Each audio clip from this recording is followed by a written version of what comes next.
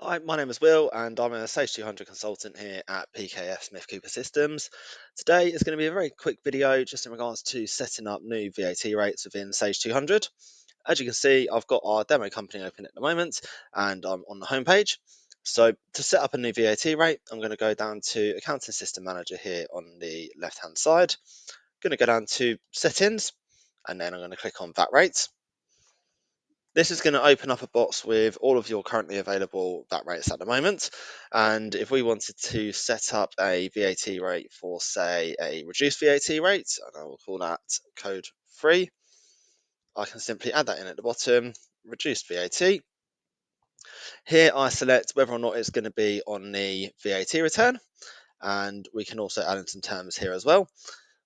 I'm going to leave this as it is at not applicable at the moment, and then at the end I can add in the percent, which is going to be 5%. The final two will default from your default nominal accounts, and that's your VAT input code and VAT output code. If need be, I can go in here and change that. I can either type it in or use the drop down box to select another nominal code instead. Once that's done, I simply click OK. And if we go back into our VAT rates, we can see our new reduced VAT rate is there, number 3, with all the details as we've added in.